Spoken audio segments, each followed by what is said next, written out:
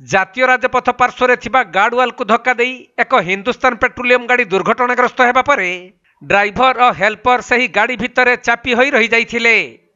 ପରେ ଖବର ପାଇ ଅଗ୍ନିଶମ ବିଭାଗର କର୍ମଚାରୀ ଓ ପୁଲିସ ପହଞ୍ଚି ବହୁ କଷ୍ଟରେ ଦୁଇ ଜଣକୁ ଉଦ୍ଧାର କରିଥିଲେ।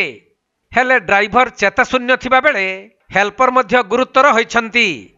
ଏପରି ଦୁର୍ଘଟଣା ଘଟିଛି ମୟୂରଭଞ୍ଜ ଜିଲ୍ଲା ବିଶୋଇ ବ୍ଲକ ଦେଇ ଯାଇଥିବା 49 ନମ୍ବର ଜାତୀୟ ରାଜପଥରେ, ଯାହାକି ବିଶୋଇ ବ୍ଲକ ସ୍ଥିତ ଖଡମ୍ବେଡା ପଞ୍ଚାୟତର ଦେଉପଟା ନିକଟରେ ଏକ ହିନ୍ଦୁସ୍ତାନ ପେଟ୍ରୋଲିୟମ ଗାଡ଼ି ଭାରସାମ୍ୟ ହରାଇ ରାସ୍ତା ପାର୍ଶ୍ୱରେ ଥିବା ୱାଲ ଗାର୍ଡରେ ପିଟି ହୋଇଯାଇଥିଲା। ଫଳରେ ଗାଡ଼ିର ସମ୍ମୁଖ ଭାଗ ଭାଙ୍ଗିରୁଜି ଗାଡ଼ି ଭିତରେ ହିଁ ଡ୍ରାଇଭର ଓ ହେଲ୍ପର ଚାପି ହୋଇ ରହିଯାଇଥିଲେ।